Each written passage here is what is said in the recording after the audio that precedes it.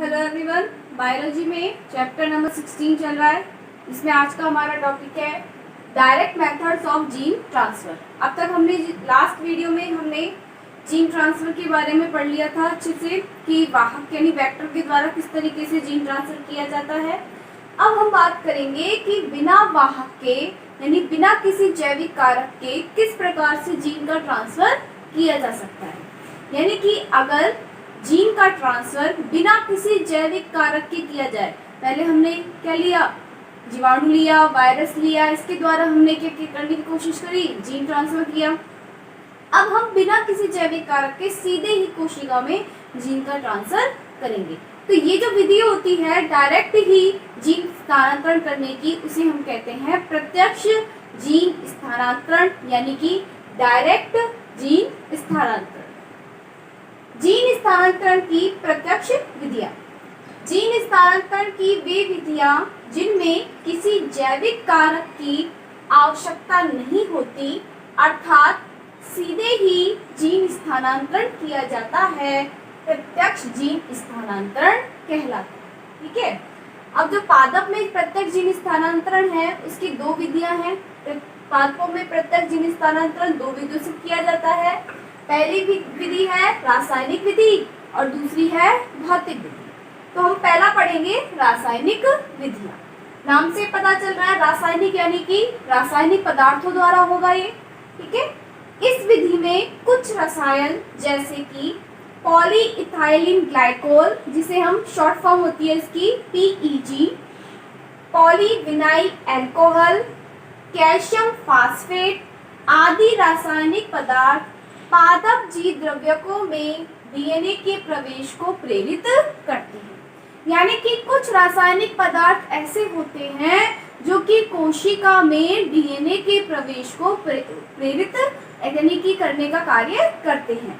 यानी कि अगर कोशिका के साथ DNA और वो रासायनिक पदार्थ अगर मिला दिया जाए तो कोशिका क्या करेगी, उस DNA को कोशिका के अंदर आने देगी।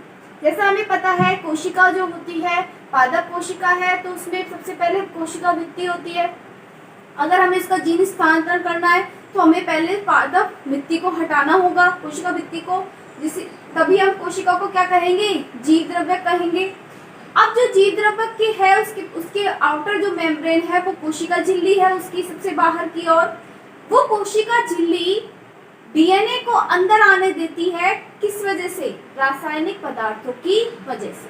यानी रासायनिक पदार्थ उस कोशिका को प्रेरित करते हैं और वो DNA खंड को अंदर आने देती है। जैसे वो कोशिका के द्रव में आएगा, कोशिका द्रव से न्यूक्लियस यानी केंद्रक में जाएगा, केंद्रक में जाके वो क्रोमोसोम के साथ जुड़ जाएगा। ठीक है। इस विधि में, रासायनिक विधि में सबसे ज्यादा जो उपयोग किया जाता है वो पॉलीइथाइलिन ग्लाइकोल विधि का किया जाता है। तो इसके बारे में हम पढ़ेंगे कि PEG द्वारा जीन का स्थानांतरण कैसे होता है। इस विधि में जीव द्रव्यकों में पहले प्लाज्मिड DNA तथा कुछ समय बाद 15 से 20% PEG मिलाया जाता है। अब हमें जिस पादप कोशिका यानी जीव द्रव्य के अंदर जीन का स्थानांतरण करना है, उस कोशिका के साथ पहले प्लाज्मिड को छोड़ा जाता है और कुछ समय बाद 15 से 20% PEG मिलाया जाता है।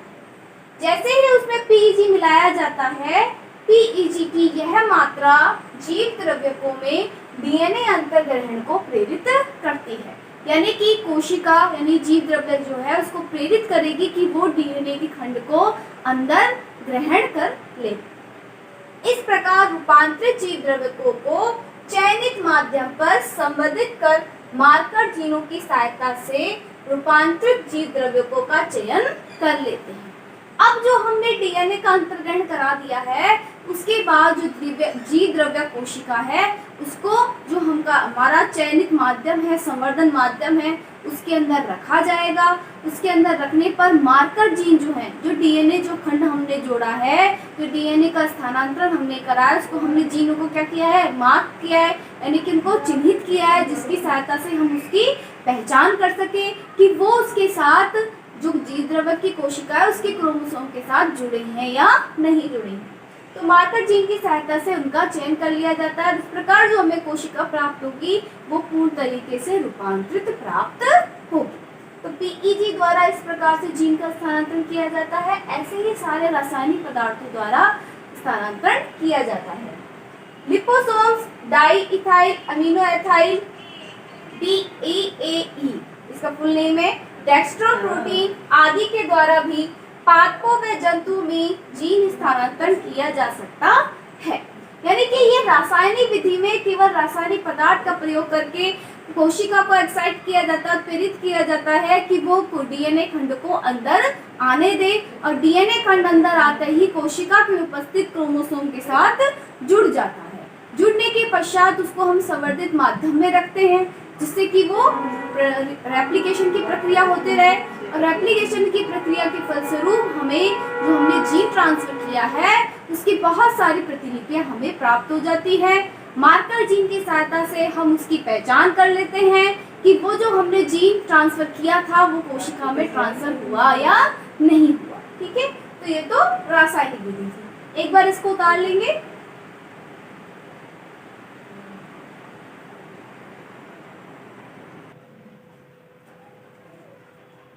नेक्स्ट है जीन स्थानांतरण की भौतिक विधियां।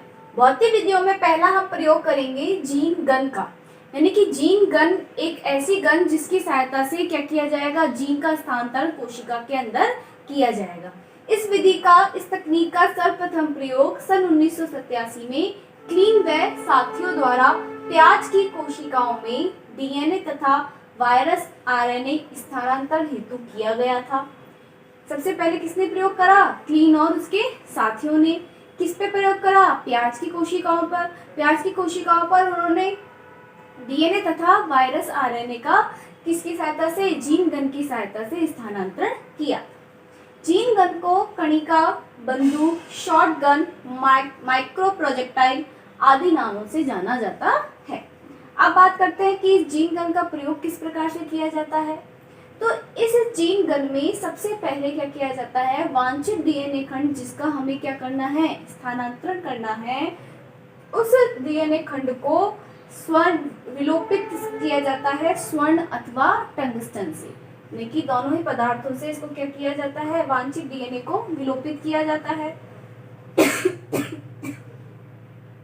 विलोपित करने के बाद इसको कोशिका में तीव्र गति से भेजा जाता है। तीव्र गति से जाने पर कोशिका में इसको भेजने पर जो विलोपित इसके स्वर्ण और टंगस्टन वाला जो भाग है वो तो क्या होता है, समाप्त हो जाता है, और जो डीएनए खंड है वो कोशिका के क्रोमोसोम यानी कि कोशिका का जो जीनोम है उसके साथ जाकर जुड़ जाता है। तो इस प्रक्रिया में वांछित डीएनए से विलोपित स्वर्ण अथवा टंगस्टन के 1 से 3 माइक्रोमीटर व्यास के कणों को, जिन्हें माइक्रो पार्टिकल्स अथवा सूक्ष्म कणिकाएं भी कहते हैं, को माइक्रो प्रोजेक्टाइल की सहायता से उच्च वेग से लक्ष्य कोशिकाओं में दागा जाता है। यानी कि जैसे कि बंदूक कार्य करती है उसी प्रकार से इसको तीव्र गति से कोशिका के अंदर दागा जाता है। ये वांछित डीएनए से विलोपित स्वर्ण अथवा टंगस्टन के कण कोशिका भित्ति को भेदकर कोशिका के अंदर प्रविष्ट हो जाते हैं, जहां वांछित डीएनए पादप कोशिका के डीएनए से समाकलित होकर ट्रांसजेनिक डीएनए का निर्माण करता है। ट्रांसजेनिक का मतलब क्या है, क्या रूपांतरित जो डीएनए है, यानी कि इसमें पहले से खुद का जीनोम था और हमने बाहर से क्या डाल दिया, हमारा जो वांछित डीएनए है वो डाल दिया, तो कोशिका क्या हो गई, रूपांतरित हो गई। इसमें दो अलग अलग डीएनए एक साथ हो गए, तो वो जो डीएनए होगा कैसा होगा, ट्रांसजेनिक डीएनए का निर्माण होगा। ठीक है, इस प्रकार से जीन गन द्वारा कोशिका के अंदर जो लक्ष्य कोशिका है हमारी, उसके अंदर डीएनए का स्थानांतरण यानी कि जीन का स्थानांतरण किया जाता है। किस किस का स्थानांतरण अब तक किया जा चुका है, गेहूं में, धान में, मक्का और तंबाकू में इस प्रकार से जीन का स्थानांतरण किया जा चुका है। ठीक है, एक बार इसको उतार लेंगे।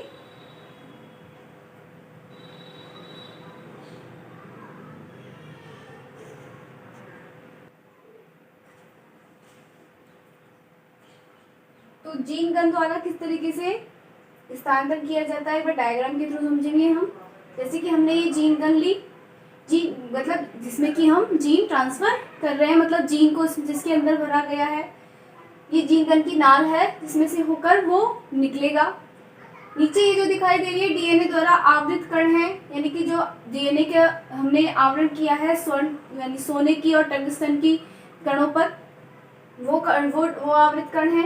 ये नीचे डेस्क लगी हुई है जिस डिस्क को रोकने के लिए, जिस पर कण उपस्थित है, यानी कि ये जो नाल है, जो गन है, ये नीचे ना जाए, केवल यहीं तक रुक जाए। उसके बाद डीएनए द्वारा आवृत सोने के कण जो नीचे गिर रहे हैं, और ये लक्षित ऊतक है जिसके ऊपर हमें इसको ट्रांसफर करना है।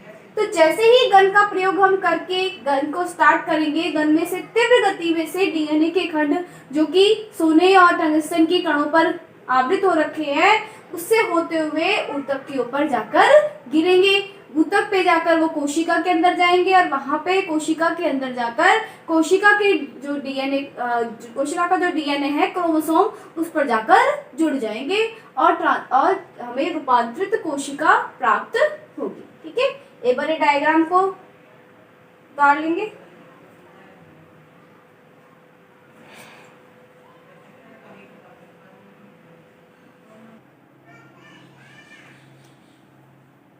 दूसरी विधि है वैद्युत छिद्रण द्वारा, वैद्युत छिद्रण यानी कि इलेक्ट्रोपोरेशन द्वारा। ठीक है, इस विधि में क्या किया जाता है, जिस जीव द्रव्य या पादप कोशिका या ऊतक का हम लोग द्वारा जीन स्थानांतरण करना है, उसमें हमको क्या करना पड़ता है, विद्युत धारा प्रवाहित की जाती है, यानी स्पंदन किए जाते हैं विद्युत के द्वारा, जिससे उसमें कोशिका में थोड़े समय के लिए छिद्र उत्पन्न हो जाते हैं। वो छिद्र उत्पन्न होने से उसको कोशिका को जिस माध्यम में हमने रखा है, जहाँ पर जो डीएनए हमको स्थानांतरित करना है, वो डीएनए उस छिद्रों के माध्यम से कोशिका के अंदर चले जाते हैं और कोशिका के क्रोमोसोम यानी डीएनए के साथ जाकर समाकलित हो जाते हैं। ठीक है, तो ये जो छिद्र होते हैं ये बहुत ही छोटे होते हैं, केवल क्या जा सके, इसमें से डीएनए खंड ही अंदर जा सकता है, ज्यादा बड़े छिद्र नहीं होते। इस विधि को करने में बहुत सावधानी का प्रयोग किया जाता है, क्योंकि अगर ज्यादा स्पंदन किया जाए, ज्यादा विद्युत धारा प्रवाहित किया जाए,